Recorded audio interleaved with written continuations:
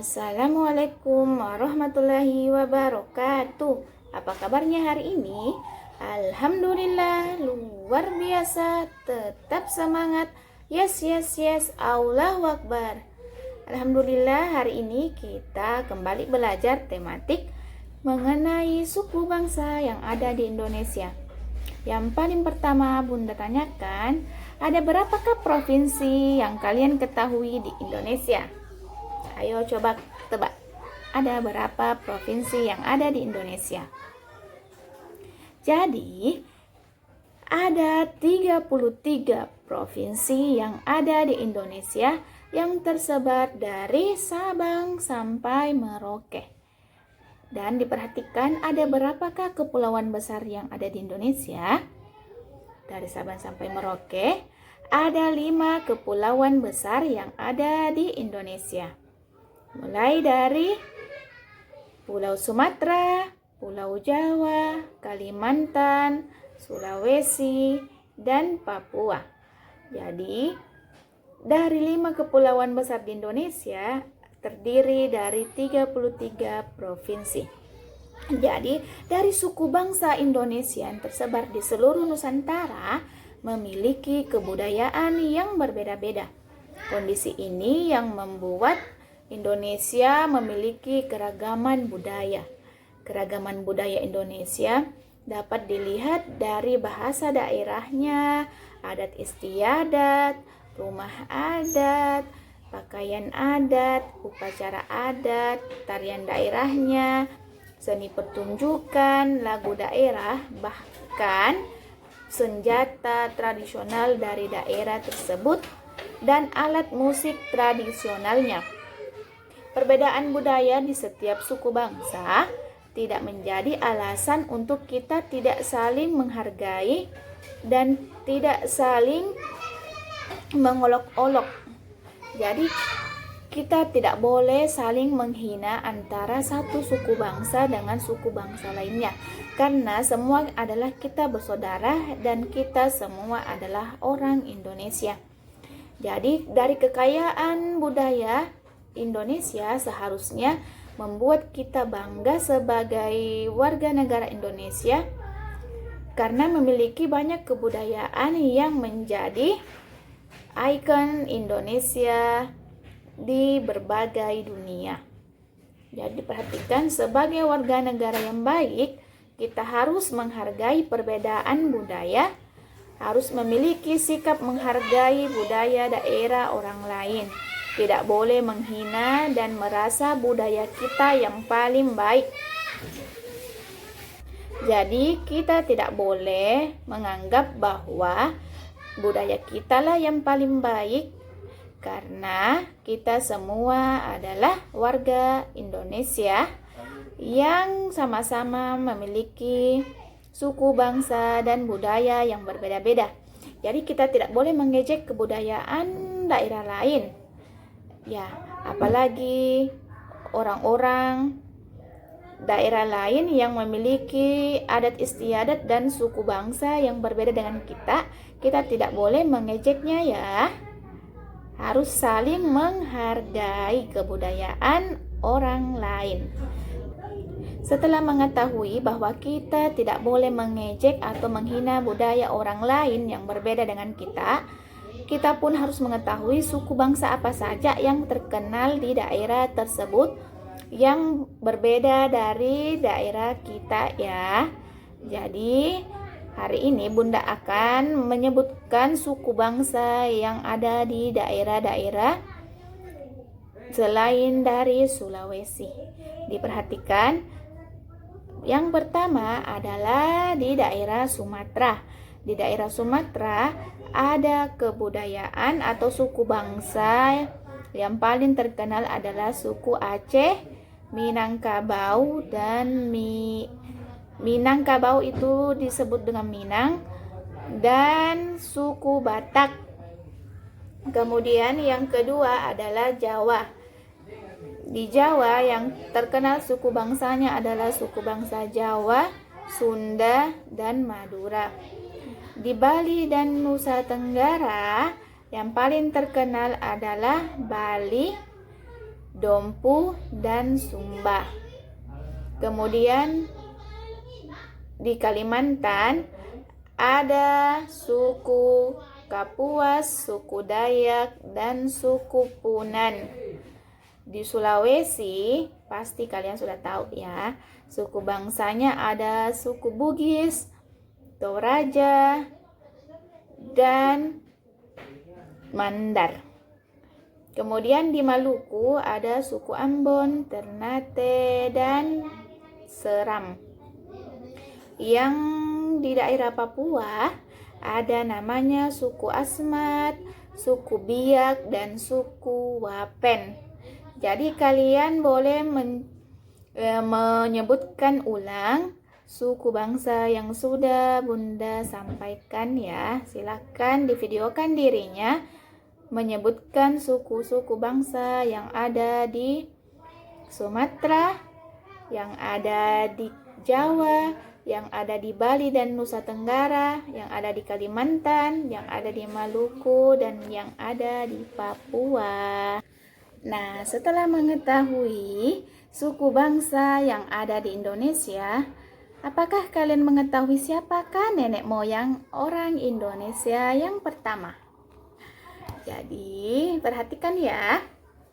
Nenek moyang bangsa Indonesia yang pertama itu berasal dari Yunan, dari Cina Selatan. Jadi diperhatikan, nenek moyang bangsa Indonesia berasal dari Yunan, Cina Selatan.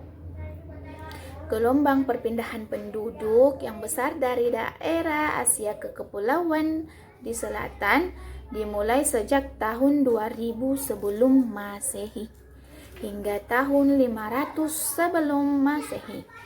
Perpindahan mereka ke wilayah Indonesia karena terdesak oleh bangsa lain yang lebih kuat. Jadi tempat tinggal asal mereka yang di sana tidak lagi mereka merasakan sejahtera dan nyaman hidupnya karena dipengaruhi oleh bangsa lain. Makanya mereka berpindah penduduk dan akhirnya mendapatkan wilayah Indonesia sebagai tempat persinggahannya.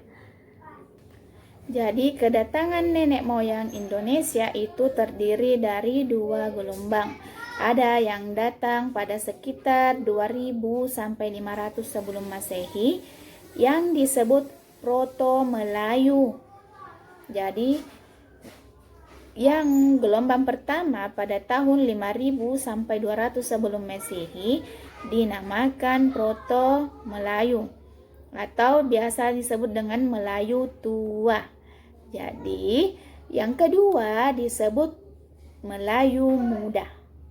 Jadi ada dua gelombang nenek moyang kita datang ke Indonesia. Yang pertama golongan Melayu Tua dan yang kedua adalah golongan Melayu Muda. Sebelum adanya suku-suku bangsa, sebelum adanya lebih dari 300 suku bangsa yang ada di Indonesia, kita harus mengetahui dulu induk dari suku-suku bangsa yang ada di Indonesia. Jadi macam-macam suku bangsa di Indonesia itu terdiri dari tiga induk suku bangsa. Ada namanya suku bangsa Negrito, suku bangsa Wedoid, dan suku bangsa Melayu. Jadi Bunda ulangi, ada 3 suku bangsa induk yang ada di Indonesia. Yang pertama adalah suku bangsa Negrito, yang kedua Wedoid, dan ketiga Melayu. Yang termasuk suku bangsa Negrito adalah suku bangsa yang berasal dari Papua. Jadi orang Papua itu ciri-cirinya memiliki kulit hitam, rambutnya keriting, dan tubuhnya pendek karena berasal dari Afrika Tengah dan Semenanjung Melayu. Ya, jadi ciri-cirinya adalah memiliki kulit hitam, rambut keriting, dan tubuhnya pendek. Suku bangsa Wedoid itu ciri-cirinya seperti suku bangsa yang ada di Pulau Jambi dan Sulawesi. Ciri-cirinya adalah memiliki tubuh sedang, berkulit sawo matang, dan warna rambutnya adalah warna hitam. Kemudian suku bangsa Melayu. Dalam suku bangsa Melayu terbagi menjadi Melayu, golongan Melayu tua, golongan Melayu muda. Yang termasuk golongan Melayu tua adalah, jadi diperhatikan, suku bangsa Melayu tua adalah suku Dayak yang ada di Kalimantan, suku Toraja di Sulawesi Selatan, dan suku Batak di Danau Toba atau di Pulau Sumatera. Jadi diperhatikan ada 3 suku yang termasuk dalam golongan Melayu tua. Yang pertama adalah suku Dayak, yang kedua suku Toraja, dan yang ketiga adalah suku Batak. Sedangkan yang termasuk golongan Melayu muda adalah ada suku Jawa, ada suku Minangkabau, dan suku Bali. Jadi ada 3 suku bangsa yang termasuk dalam golongan Melayu tua, yaitu suku Dayak, suku Toraja, dan suku Batak. Sedangkan di golongan Melayu muda ada juga 3 suku bangsa, yaitu suku Jawa, suku Minangkabau, dan suku Bali. Oke, kita lanjut pelajarannya tentang penyebab kenapa berbeda-beda suku bangsa yang ada di Indonesia. Kenapa suku bangsa di Indonesia tidak memiliki hanya satu suku bangsa? Perhatikan ya. Jadi yang pertama Bunda tanyakan, siapa yang tahu negara apa yang memiliki hanya satu suku bangsa? Jadi perlu kalian tahu, negara yang hanya memiliki satu suku bangsa adalah negara Korea. Keragaman suku bangsa di Indonesia itu terdiri dari berbagai faktor. Yang pertama adalah perbedaan ras. Kita bisa perhatikan perbedaan ras antara orang Papua dengan orang yang ada di Dayak, Kalimantan. Kita perhatikan yang dari Papua, suku bangsa dari Papua itu berasal dari Negroid, sedangkan suku Dayak yang ada di Kalimantan itu berasal dari ras Mongoloid. Kemudian yang kedua adalah faktor geografis. Diperhatikan antara kita yang tinggal di daerah Pangkep, kebanyakan pesisir, berbeda dengan orang yang dekat dengan pegunungan. Jadi suku bangsa kita jelas berbeda karena terletak dari wilayahnya. Kemudian yang ketiga itu karena faktor perbedaan sejarah. Jadi latar belakang sejarah juga mempengaruhi perbedaan antara suku bangsa yang satu dengan suku bangsa lainnya yang ada di Indonesia. Dan faktor yang terakhir yang menyebabkan perbedaan suku bangsa adalah perbedaan agama dan kepercayaan yang dianut dari daerah tersebut. Contohnya adalah suku yang ada di Bali. Suku yang ada di Bali tentunya adat istiadatnya pun berbeda dengan suku bangsa yang ada di Sulawesi karena beda agama yang dianutnya. Suku bangsa di Bali itu kebanyakan menganut agama Hindu, jadi jelas berbeda adat istiadatnya dengan orang yang ada di Sulawesi. Ya, namun walaupun kita memiliki suku bangsa yang berbeda dengan suku bangsa lainnya yang ada di Indonesia, tetapi kita harus tetap saling menghargai satu sama lain budaya orang lain. Kita tidak boleh mengejek-ejek, tidak boleh menghina, bahkan tidak boleh mencela suku bangsa orang lain. Karena walaupun kita berbeda, tapi kita tetap satu, yaitu kita bangsa Indonesia. Seperti semboyan bangsa Indonesia yaitu Bhinneka Tunggal Ika. Berbeda-beda tetapi kita tetap satu.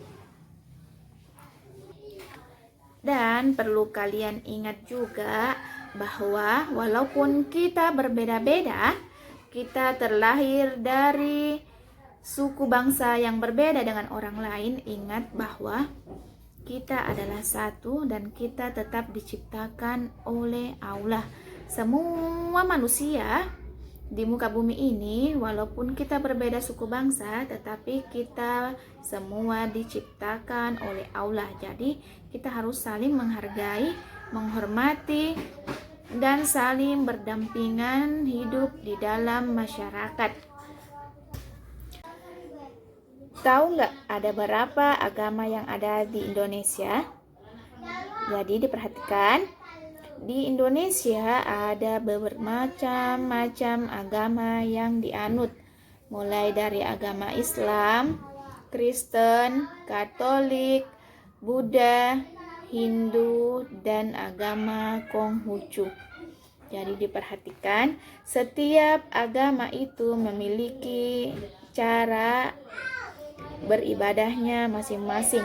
Jadi kita sebagai orang yang beragama Islam tidak boleh melarang orang lain untuk melaksanakan ibadah sesuai dengan keyakinannya masing-masing. Selain berbeda agama, di Indonesia juga itu ada macam keberagaman. Ada keberagaman sosial dan keberagaman ekonomi yang ada di setiap wilayah. Bahkan di masyarakat sekitaran kita pasti memiliki berbagai macam kegiatan atau keberagaman sosial dan keberagaman ekonomi. Ya, kenapa kita diciptakan berbeda-beda? Supaya Allah mengetahui bahwa kita bisa saling mengenal satu sama lain. Jadi kita diciptakan berbeda-beda untuk saling melengkapi yang ada di bumi ini. Keragaman yang ada di Indonesia membuat Indonesia menjadi makin indah. Keragaman di Indonesia itu diibaratkan seperti pelangi. Ya, pernah kan lihat pelangi bagaimana? Ketika kalian melihat pelangi itu hanya satu warna, apakah kelihatan indah atau tidak? Pastinya tidak kan? Jadi pelangi itu diciptakan oleh Allah dalam bentuk warna yang berbeda-beda supaya kelihatan lebih indah dan memiliki beragam. Keragaman yang dimiliki bangsa Indonesia merupakan kekayaan bangsa yang harus kita jaga. Apalagi sebagai generasi muda, kalian harus saling menjaga satu sama lain budaya-budaya kita agar tidak diklaim atau tidak diambil oleh negara lain. Oleh karena itu, setiap warga negara wajib menghargai keberagaman dan perbedaan yang ada di Indonesia.